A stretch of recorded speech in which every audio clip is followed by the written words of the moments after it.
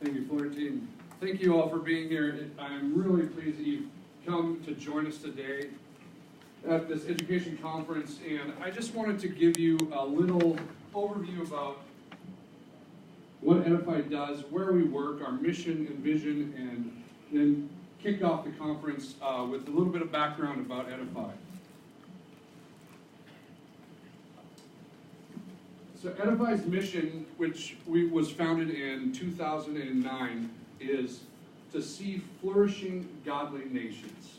That is what we are here to do, what all of our efforts are to see the vision of godly nations. So men and women, students, children, leaders, all working towards Christ-centered worldview and excitement about spreading the gospel.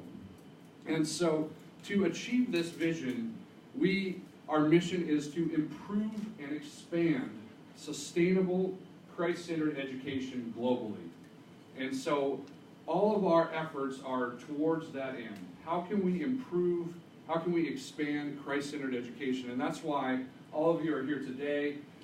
I believe you've heard a little bit about Edify. You are agreeing with us on this mission. You're on this journey with us as we look to see what are the ways that we can really improve and expand education that produces students who are followers of Jesus Christ, students who will have the characteristics of Christ, that will be going out into their neighborhoods, becoming leaders and transforming their nations. And we believe that the next generation who rises up with these characteristics, who are followers of Christ, can really impact the world and really make a difference in their communities, in their countries, in the world. So some background stats about Edify. We've been in operation since 2009, and since then, we've worked with 2,346 schools worldwide. And in those schools, our estimates are around 600,000 students have been impacted from programs with Edify, interventions that we've done, loans that we've made, and trainings that we've put on. And those trainings we've had, and you're a part of this number, 8,774 teachers have received some kind of training through Edify, through a sponsored event like this. And then we've loaned more than $19 million worldwide to schools to help them improve and expand their offerings. So how we want to achieve our mission and our vision is through four different ways.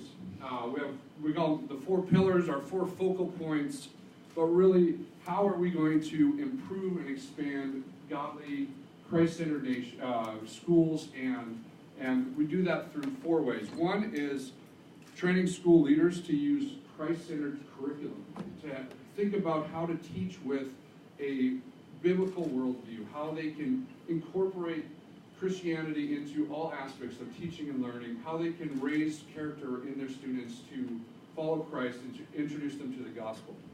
Secondly, we are working with school leaderships to help them, train them in new ways of managing their school, of expanding their school, introducing different programs.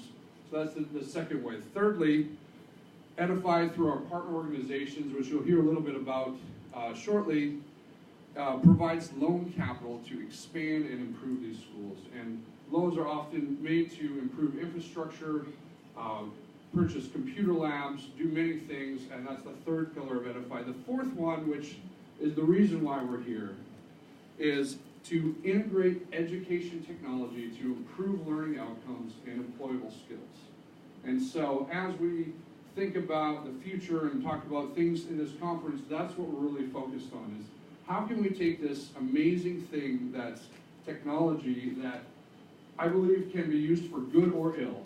And it's neither good nor bad on its own, but it has the potential for great good usage, that we can take it and really enhance the learning and the teaching that is happening in schools. How can we use this to make it more effective, to introduce students of new ways of thinking, to use it to broaden their horizons, to do things that haven't been done before, to raise up the next generation of leaders that will create something new that can really make an impact on the world. And how can we use this in an effective way to do that? So Edify, a little background again is we work in 9 different countries.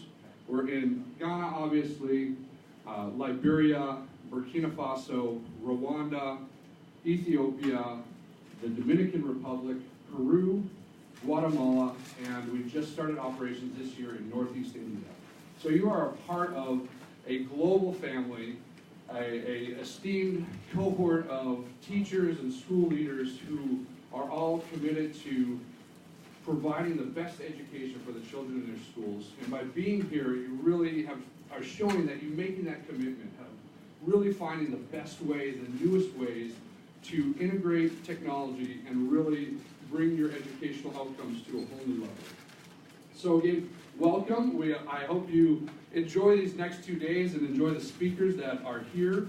We have our esteemed colleague, Dr. Kim from Stanford University, and my colleague, Mike Pei, who's the VP of Information Technology at Edify, and then of course you met some of our wonderful staff here in Ghana.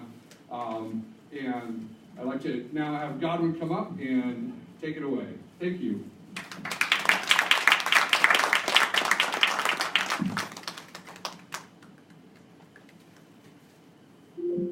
Thank you, Reuben. All right, so before Dr. Kim comes up, I want to bore you with what we've been doing all these years. Most of you who were at the conference last year would have heard about this, but then we added a few things this fiscal year that is about ending. So I'll just take you through what we've been doing over the years, and those of us who are new will get to know what we are doing. If you have heard it before, it's okay to hear it again. All right. So Reuben has talked about the mission and vision of Edify. So I'm going to go right ahead to talk about our education technology implementation strategy. So this started 6 years ago, 2011. And I remember that first trip Reuben and I made to Koforidua, where we installed the first computer lab. And before that, we had to do a lot of research about what technology works best, which one is more sustainable and easy to maintain and cost effective for the schools. At this time, schools were asking for technology or computer lab, all in the name of ICT. So yes, GES says we should have computer labs, but schools didn't know what they wanted to do with the computer labs. So our task then, we call it filling the potholes, Reuben and I. We said we're filling the potholes. We don't know what they want. We show them what we can offer. So this was the whole process or implementation strategy.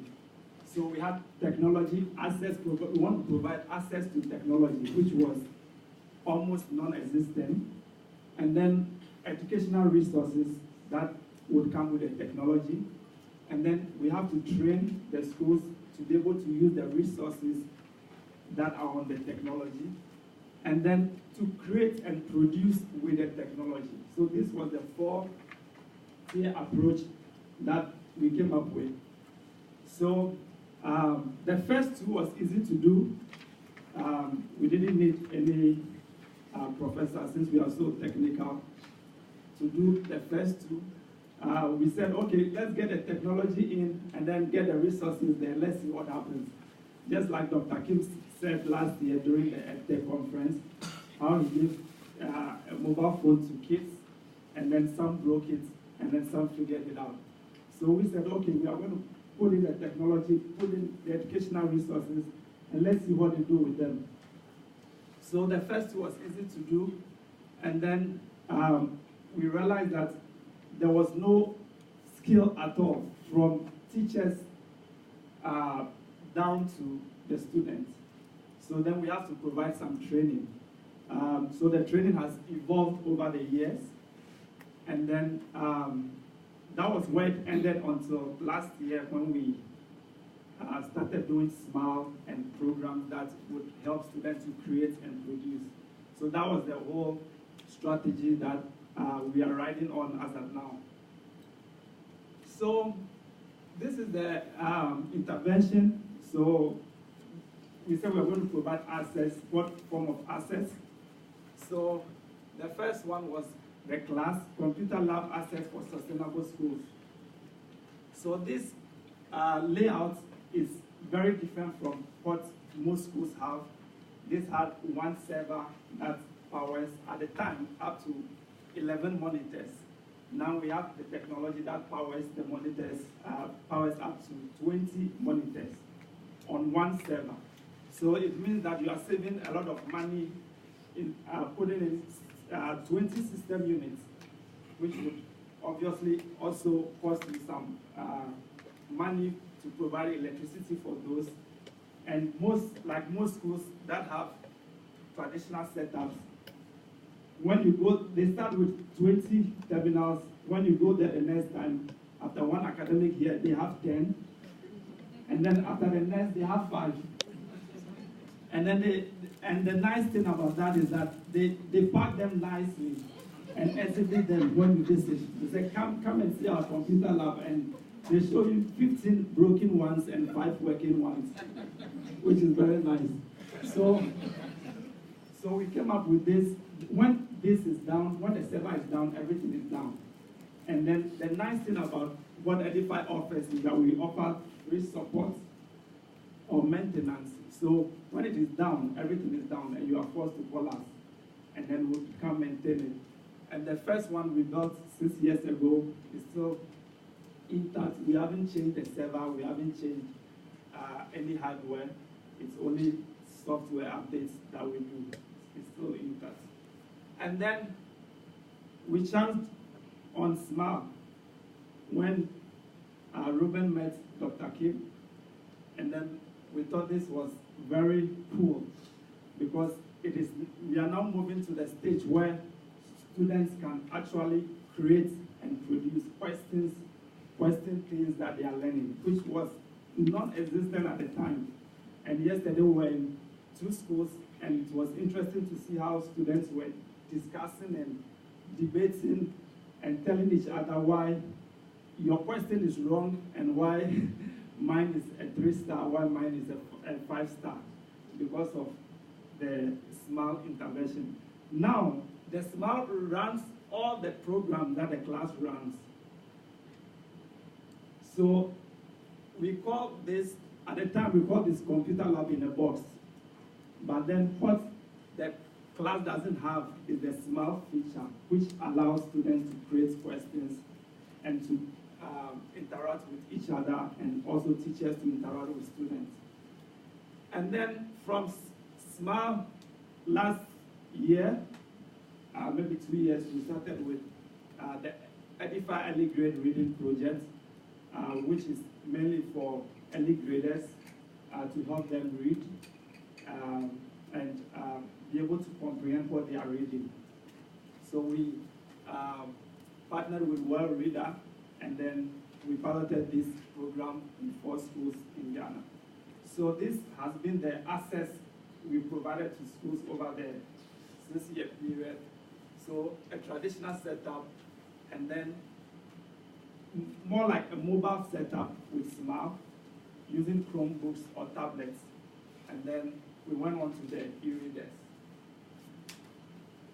And we provide on-site training, like I said. Once we install the technology, we provide on-site training.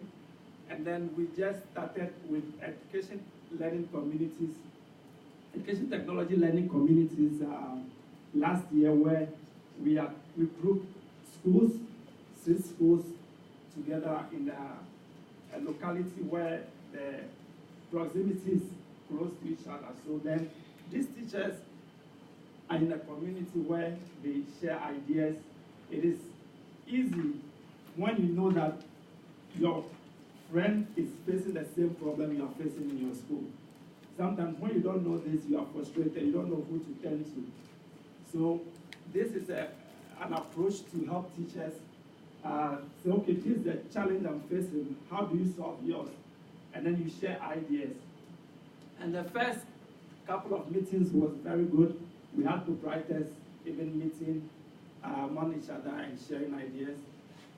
We haven't really done this very well because of teacher attrition. So teachers move from one school to the other. So the key people, we call them the community cheerleaders. We lost almost all of them after the school academic year. But we want to reinforce this going forward. And then we created some projects that would reinforce creativity and employable skills, like Reuben said, is one of Edify's pillar, that students use the technology to produce and develop employable skills.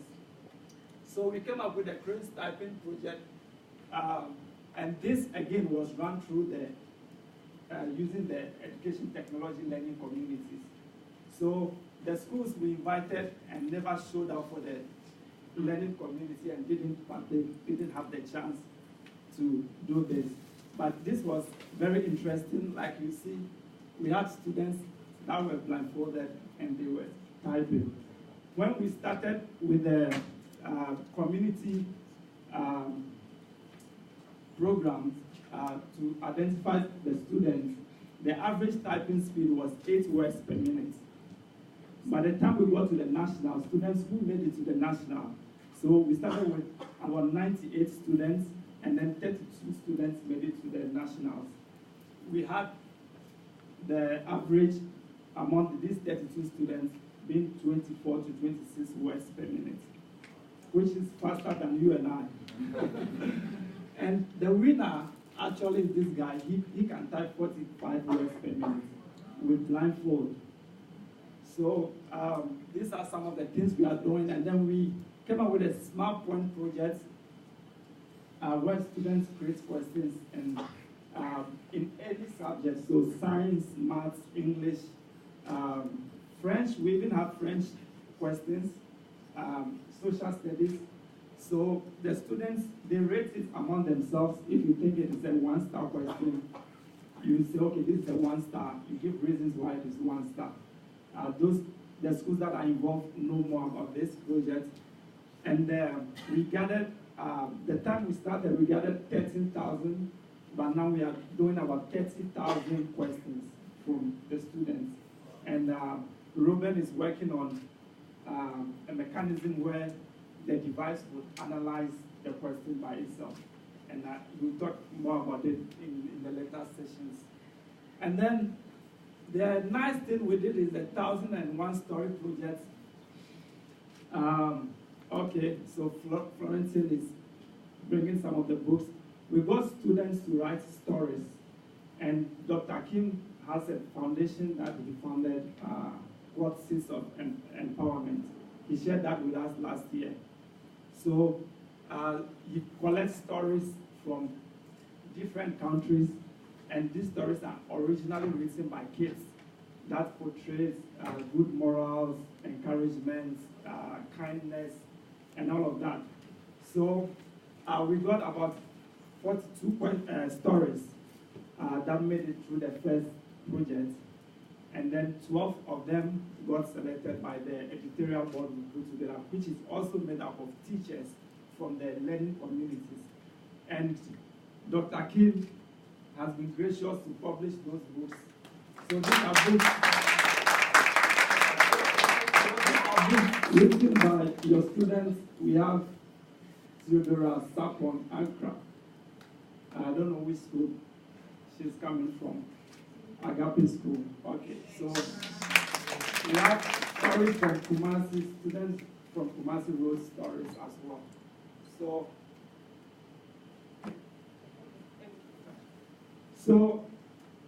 this is, it's nice to see the end to what they are doing.